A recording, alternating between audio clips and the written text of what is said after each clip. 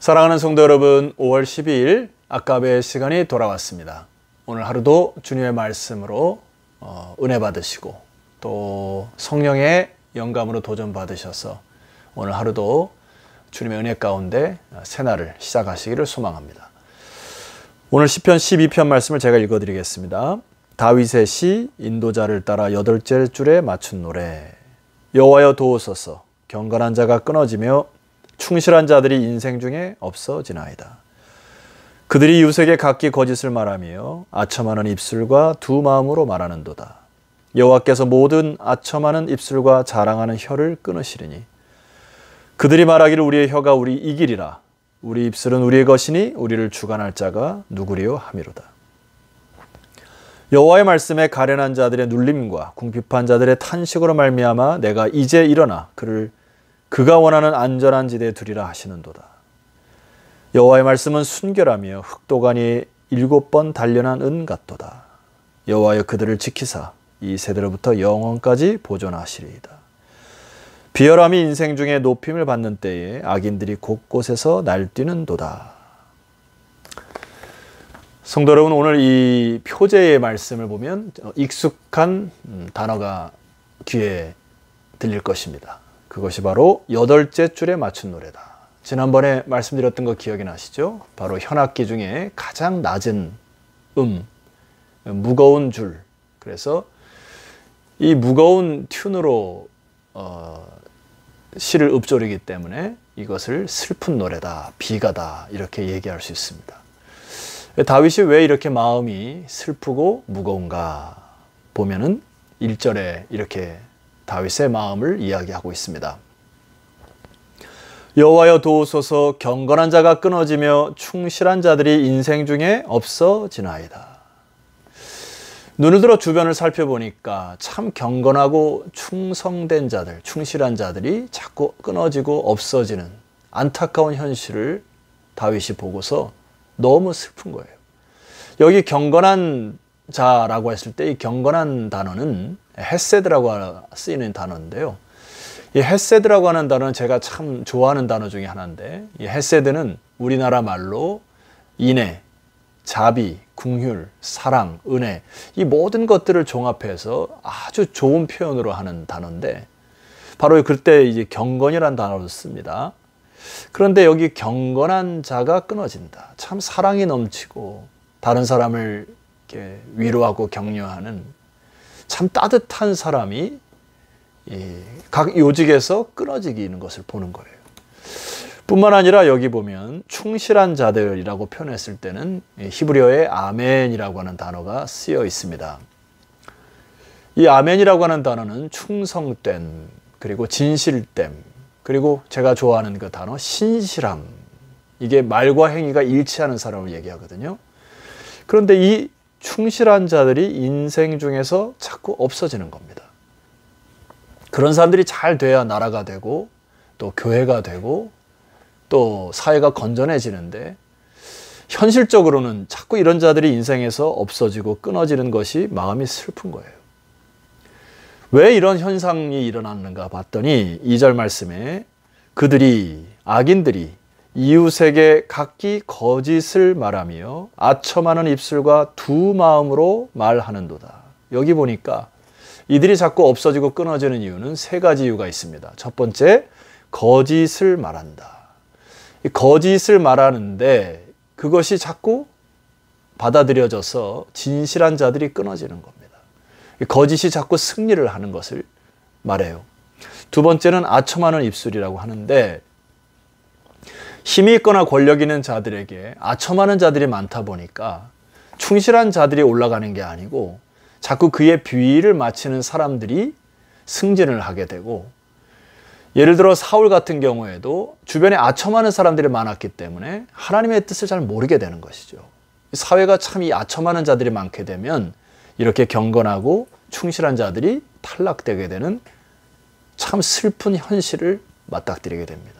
마지막은 두 마음이라고 하는 부분이 있어요. 두 마음으로 말하는도다.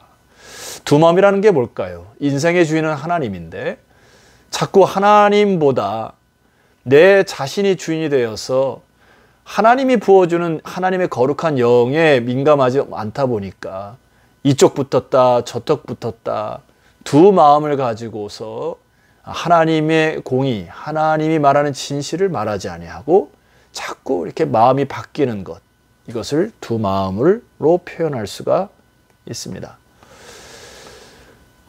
제가 오늘 여러분과 함께 좀 깊이 묵상하고자 하는 것은 바로 이 언어, 말에 대한 부분입니다. 자, 거짓을 말하고 아첨하는 입술로 말하고 두 마음으로 말하는 것들을 자꾸 들음으로 인하여서 경건한 자들이 설 자리가 없어지고 또 충성된 자들이, 충실한 자들이 인생에서 없어지는 이 현실을 다윗이 너무나 안타깝게 여기는 겁니다. 여러분, 사회도 마찬가지지만은 교회도 그렇습니다.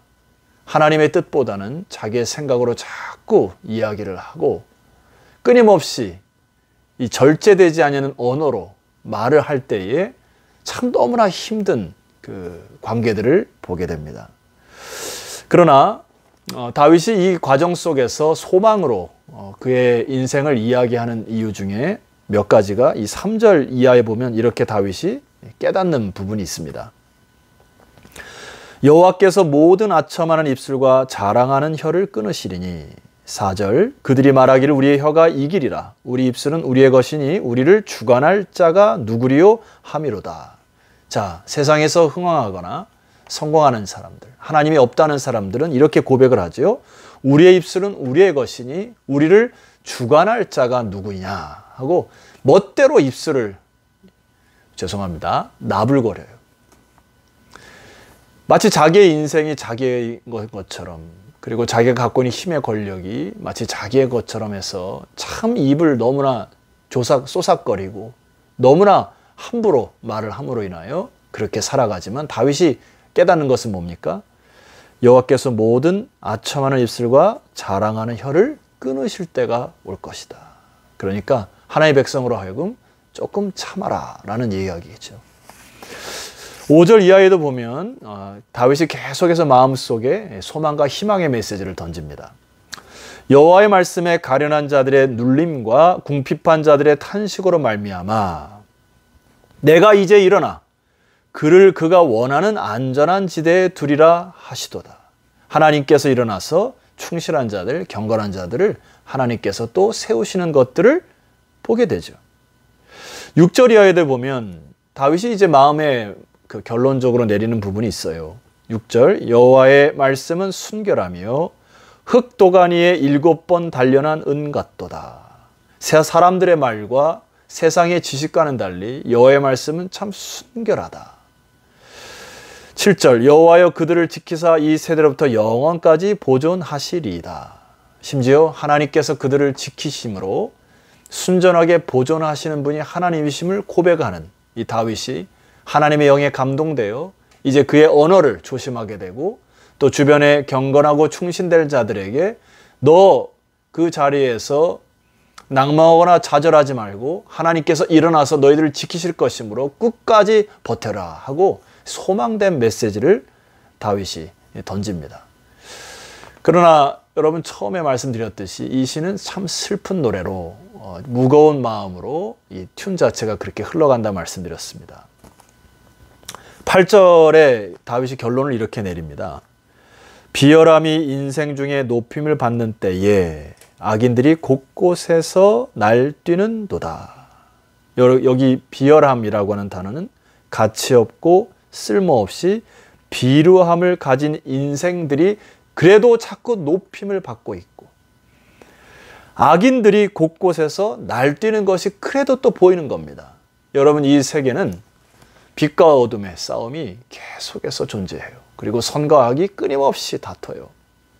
한쪽이 이기는가 싶더니 또 한쪽이 지기도 하고 이것이 엎치락 뒤치락 계속해서 영적 싸움을 하고 가는데 다윗의 눈에 볼 때는 물론 궁극적인 승리는 하나님께서 최종 승리를 이루신다는 확신이 있지만은 그러나 삶의 현실 속에서는 너무나 어렵고 힘든 겁니다. 사랑하는 성도 여러분, 우리가 이틀 전에 우리나라에 참 비보가 날라들었죠. 그것이 바로 이태원발 또 새로 확진자가 생겼는데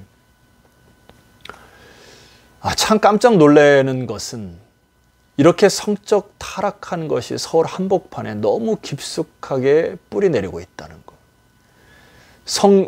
동성애자들의 클럽이 이렇게 눈앞에까지 와 있다는 것. 그리고 그것이 버젓이 거짓에 의하여 다른 클럽의 이름으로 기록되었다는 것. 그리고 거기에 있는 수많은 젊은이들이 세상의 쾌락에 취해서 또 술에 취해서 성적인 타락에 취해서 거기에 관련된 자들이 9,000명이나 된다는 사실이 너무나 충격적이기도 하고, 한 가지 더 안타까운 것은 이 시대에 힘을 가지고 있는 행정부가 그동안에는 이 유흥주점에 대해서 아무런 말도 하지 못하고 있다가 이제는 이렇게 터져버리니까 뒤늦게 뒷북 때리듯이 행정명령을 내리고 하는 이 모습 속에서 참 그들의 비열함과 악인들이 날뛰는 모습들을 다시 보게 됩니다. 사랑하는 성도 여러분, 우리가 이 세상을 살아가면서 긴장을 늦춰서는 안 됩니다. 그리고 현실은 너무나 악한 자들이 또 비열한 자들이 승기를 잡고 높은 곳에 올라가고 많은 부분에서 리더십을 발휘하는 그런 세상 속에 살아가고 있습니다. 우리의 마음 깊숙한 곳에서 우리의 연약함과 우리의 탄식함을 가지고 다시 하나님께 부르짖기를 주의 이름으로 축원합니다. 물론 궁극적으로 하나님께서 최종 승리를 우리에게 주실 것이지만은 성도 여러분 부탁합니다. 다시금 마음을 다잡으셔서 하나님의 선함으로 악을 이기시기를 소망하고, 끊임없는 이 부조리와 부정직한 사회 속에서 내 말로 입으로 탄식만 하지 마시고 다시금 정직함과 또 정결함, 진실함을 회복하셔서 하나님이 여러분들을 다시 보존하시고 지키시고 일어나서 사용하실 때까지 여러분 끝까지 믿음 다하여 승리하시고 이 세대를 위하여, 자녀를 위하여, 교회를 위하여, 나라를 위하여 기도하는 오늘 하루가 되시기를 주의 이름으로 축원합니다. 기도드립시다.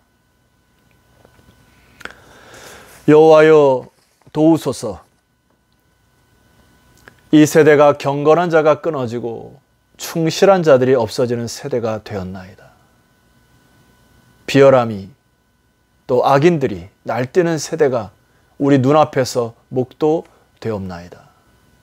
그러나 주님, 이사야 선지자의 고백처럼 남은 자를 통하여서 하나님의 나라를 이끌어 가시는 것처럼 비록 현실 속에서 악이 승리하는 것 같이 보여도 끝까지 믿음 변치 아니하고 하나님 앞에 순종함으로 하나님의 선함이 악을 이겨가는 현실에서 그런 승리의 소식들이 다시 들려지게 하옵소서.